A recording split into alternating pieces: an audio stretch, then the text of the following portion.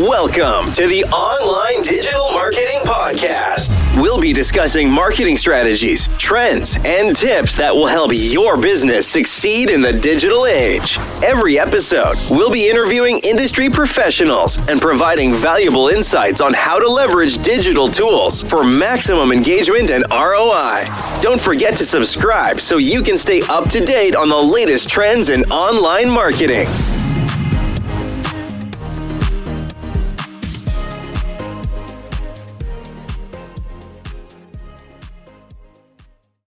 Welcome back to the deep dive. Look, if you're an entrepreneur, maybe a marketer, you definitely know this feeling, right? That constant struggle with online visibility. How do you actually get seen, get heard, get discovered when, let's face it, the internet's just overflowing with stuff? It's a huge challenge. Yeah, so today we're not just, dipping our toes in. We are diving headfirst into Russell Brunson's Traffic Secrets. And this isn't just another marketing book people talk about. It's seriously seen as kind of an underground playbook for anyone trying to tackle web traffic. Our mission here is to really pull out the absolute gold, those, aha moments that can genuinely transform how you think about getting discovered online.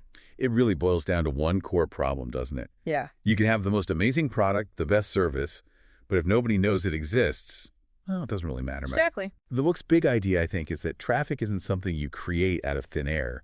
It's something you find. It's already out there. Yeah. And you redirect it. It's all about consistently attracting the right kind of visitors.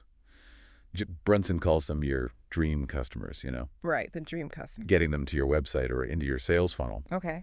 So you can think of this deep dive as maybe a shortcut. A way to understand how to make sure your online efforts actually get noticed.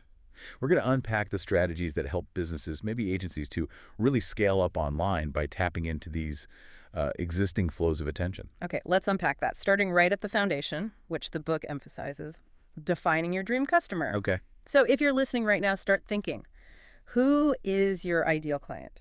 Or maybe your client's ideal customer. Who are they really? It's got to go beyond just like age and location, right? Oh, absolutely. And what's really insightful here is that identifying your dream customer, it means crafting this super detailed avatar.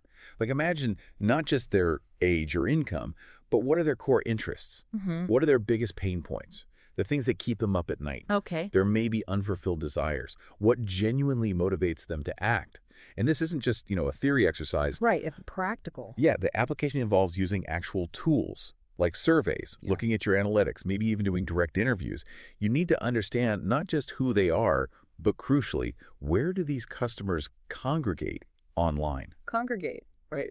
Hang out. Exactly. Are they in specific forums, certain Facebook groups, particular websites? Are they listening to certain podcasts? Knowing this, it just changes your whole approach to finding them. Okay, so once you've really nailed down that dream customer profile, the next question is, where are they already spending their time? And this is where I think the book introduces a really powerful concept, the Dream 100. It sort of flips the script, doesn't it, from trying to conjure an audience out of nothing to finding audiences that are already there, already engaged. The Dream 100 concept, it sounds simple, but it's incredibly impactful. It's basically about building a list of, say, 100 influencers or maybe brands or platforms, places that your ideal customers already follow. They already trust them. Okay. The strategy here is genius, really. You tap into those established audiences. You're essentially redirecting a river of attention, like you said, instead of digging a new well. And the book gives you really clear, practical steps for building this list. First, you got to have that dream customer avatar really solid, like we just discussed. Sure. Then you identify where they congregate. Brunson suggests looking at, niche websites, forums, specific Facebook groups, influencers across different platforms, Instagram, LinkedIn, maybe even TikTok now. Sure. Podcasts are huge. Email newsletters people subscribe to, blogs they read, YouTube channels they watch. You can even use tools, right? Like audience intelligence tools. SparkToro is one he mentions, I think. Yeah. To help research where these audiences spend time. Yeah, those tools can definitely speed things up. So once you've done that research, right, you make a spreadsheet. This is kind of your command center for this whole thing. Right. Get organized. You'll want columns for tracking the name or platform, the type, like, is it influencer, a website, a group? Good point. Their estimated audience size, gotta know the scale. contact details if you can find them, Yeah. and then like notes for how good a fit they are, relevance. It's also smart, the book says, to categorize them by audience size, maybe similar size to you, moderate, larger, and then the really massive ones. That helps tailor the approach. Exactly. And hey, if 100 sounds totally overwhelming, It can. the advice is just start smaller. Top 20, top 50. It's really about quality over quantity here, isn't it? Absolutely. Yeah. A highly relevant list of 20 is way better than a sloppy list of 100. So, okay, you've got this curated list. Now what? Now you move into outreach. And the book really outlines two main ways to go about it. Work your way in and buy your way in. Right. Work your way in, buy your way in. Work your way in is, the organic path, Yeah. building real relationships, contributing value to their audience or platform first, looking for collaborations, maybe pitching a guest post or appearing on their podcast. Building goodwill. Exactly. Building goodwill, demonstrating value. Buy your way in is more direct. Paid sponsorships, running ads on their platform, setting up affiliate deals, basically paying to access their audience. Okay. Both work. The goal is the same. Yeah. Get your message, your offer in front of that ideal audience that congregates around them. And this is where, modern tech really chicks this up a notch, isn't it? Oh, for sure. Because the principles, they're timeless, but the tools we have now, wow, they let us scale this outreach in ways maybe Brunson only dreamed of back then. You can actually automate parts of this Dream 100 outreach, like starting with building the list itself. Yeah. How so? Well, imagine using AI tools like maybe ChatGPT for that initial research phase, then layering on specialized data enrichment tools, things like Clay, Seamless.ai, Coldlytics to hunt down those crucial contact details like verified emails. Okay, that's powerful. Finding contact info at scale is tough. Totally. And then for managing all these leads, you use CRM tools, customer relationship management systems, or there are even specific apps built just for Dream 100 management now. They help you organize, prioritize, score your prospects. Keeping track is key. Then comes the real, game changer, automated multi-channel outreach. IT channel, okay? Yeah, you can set up sequences that reach out across LinkedIn, email, even physical direct mail or gifting using integrated platforms. Think tools like Lemlist, Apollo, Mailshake for digital, Postable or Sendoso for physical items. Wow, so you can automate sending gifts. Yeah, imagine a workflow. Automatic LinkedIn connection request. Then maybe a personalized cold email fires off a few days later. If no response, maybe another follow-up. Still nothing. Maybe a system triggers sending a small, relevant physical item or book. That's pretty sophisticated. It is. And the key is personalization at scale. Using dynamic variables and templates so emails don't sound generic. Even automating social listening to maybe trigger an engagement when they post about a relevant topic. This feels timely. Exactly. And of course, you need to track everything. Analytics are crucial. Open rates, reply rates, engagement. You watch the data to see what's working and constantly refine your campaigns. Makes sense. You need to know what's landing. And it allows for continuous nurturing, too. Automating periodic follow-ups, sending valuable content just to check in. Keeps you top of mind. Okay, but this raises a really important point, I think. While all that automation sounds amazing and saves tons of time, how do we make sure we don't lose that crucial human connection? Especially when we're talking about the Dream 100. These are potentially really valuable relationships. That's a great point, the human touch. Right. The caveat here has to be that personalization, genuine human interaction, it's still vital, especially for those high-value prospects on your list. Automation helps you reach more. But the quality of the connection, that often still requires a real person. It's definitely a balance you have to strike. Absolutely. Automation is a tool, not a replacement for genuine connection. Okay, so we've found our audience. We've figured out strategies, automated or otherwise, to reach them. The next big piece is, what do we actually say to them? How do we communicate effectively? This brings us to the hook, story, offer framework. The book presents this as deceptively simple but super powerful, a marketing formula. Yeah, it's a classic for a reason. It really works as a psychological funnel for your message. Let's break it down. Okay. First, the hook. This is purely your attention grabber. Stop the scroll. Exactly. Stop the scroll. It could be a headline, an image, the first line of an email or ad. It needs to speak directly to a problem or a desire your target audience has. Something like, struggling to get quality leads even though you've tried everything. Okay, hits a pain point. Right. The goal isn't just any attention, it's to grab the right attention. Stop your dream customer in their tracks and maybe even make the wrong people keep scrolling. It qualifies and attracts simultaneously. Got it. Then comes the story. Yes, the story. This is where you build that emotional connection. It's usually a narrative. It shares how a problem, maybe the one on the hook, was faced, and importantly, overcome. It highlights a transformation. So it's not just a sales pitch. No, definitely not just a pitch. This builds trust, makes the message memorable. It shows empathy, relatability. It's about authentic connection. Okay, hook grabs them, story connects. Then the offer. Exactly. The offer is the irresistible call to action. It needs to be crystal clear. What do you want them to do next? And it has to provide tangible value. Could be your product, your service, maybe a free trial, a downloadable guide, a webinar seat. Something concrete. Yes. And it needs to feel like the logical, essential next step that solves the problem you introduced in the hook and explored in the story. It completes the loop. So practically speaking then, for someone using this, you need to constantly test these parts, right? Oh, absolutely. Test and tweak. Like if your ads aren't getting clicks, maybe the hook is weak. Could be. If people click, read the story, but don't take the offer. Maybe the story isn't connecting or the offer isn't compelling enough. Precisely. Or maybe the offer doesn't feel like the right solution to the story's problem. You have to diagnose where the drop-off is. And you need to tailor the hook, story, and offer specifically to the pain points of that dream customer you identified earlier. 100%. It has to resonate with them. And you can use this framework everywhere, right? Ads, emails, landing pages, social posts. Everywhere. Yeah. It's incredibly versatile. It works because it maps so well to how we as humans process information and make decisions. Think about it. Hook grabs attention by hitting a pain or desire.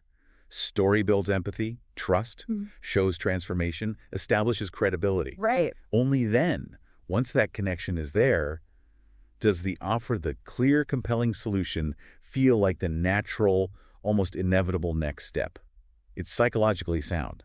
A little masterpiece of persuasion. Okay, that makes a lot of sense. But, getting the traffic, even with the perfect message, that's only half the battle, isn't it? Oh, yeah. Traffic without conversion is just busy work. Right. So that traffic needs to be channeled effectively. And this is where the book really emphasizes sales funnels. Yes, sales funnels are critical. They're essentially these well-designed pathways. Think of them as guided journeys you create for your visitors. They nurture that traffic, moving people through each stage of the customer journey.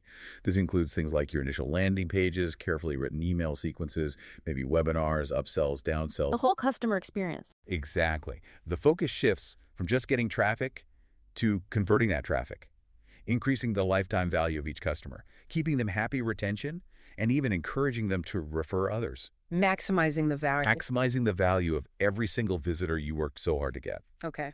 And just as important as channeling the traffic effectively is the idea of not relying on just one source, right? Diversifying. Absolutely critical. Diversifying traffic sources. You never, ever want to put all your eggs in one basket. Like only relying on Facebook ads or only SEO. Exactly. Yeah. Because algorithms change overnight.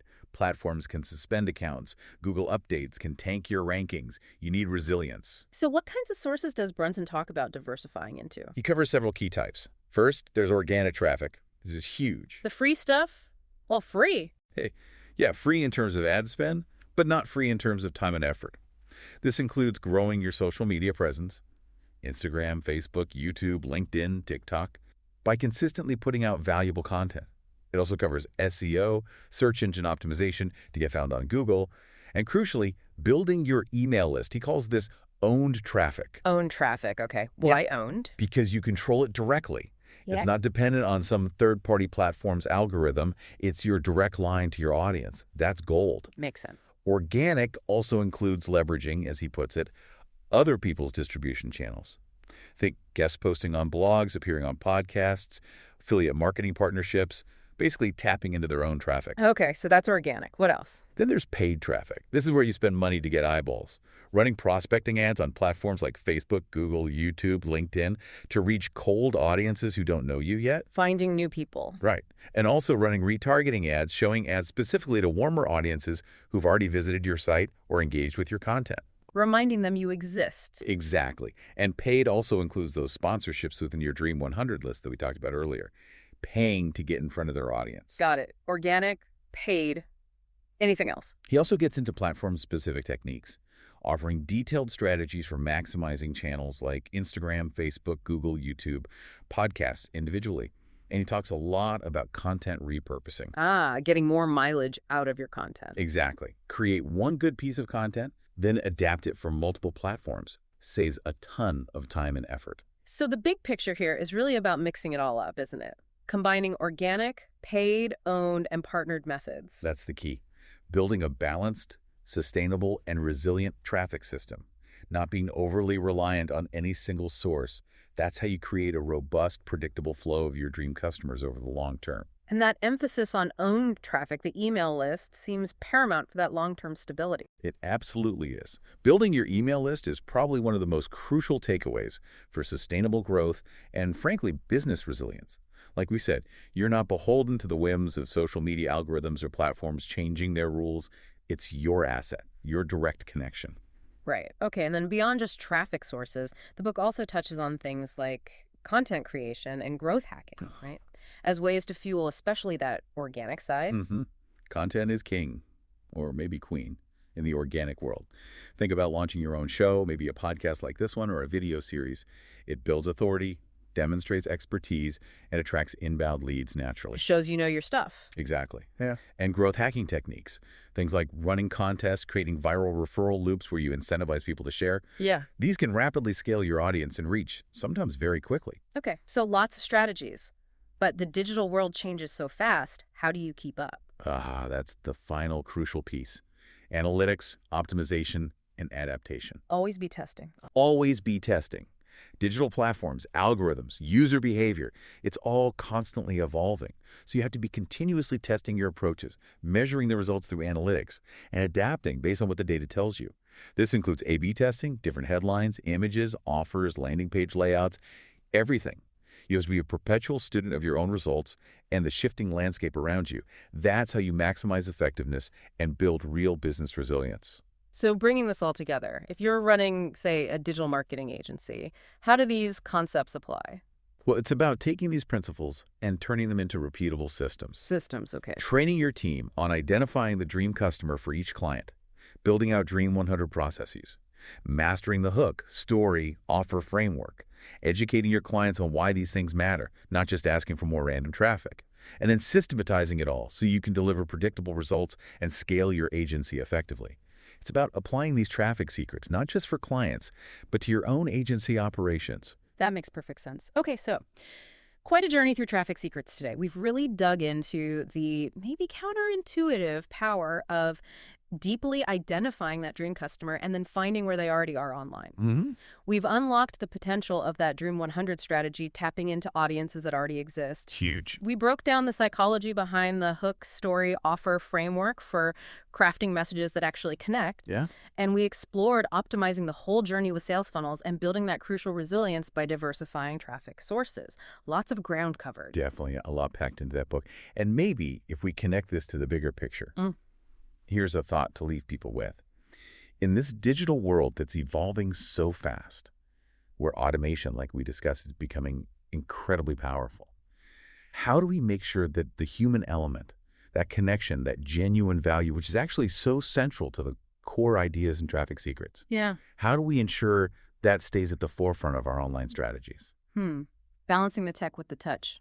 Exactly. It's something worth considering as you go out and build your own traffic systems. That is an excellent thought to leave everyone with. Thank you for joining us on this deep dive into traffic secrets.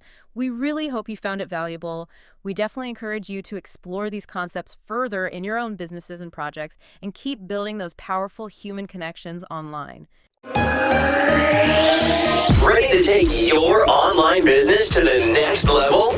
Subscribe to our digital marketing podcast and then join our Accountability for Success Mastermind. With expert advice from industry leaders, you'll gain knowledge and insights that will help you succeed in today's digital marketing world. From social media strategies to search engine optimization, we have all the tools you need. Learn from successful entrepreneurs and take control of your online success.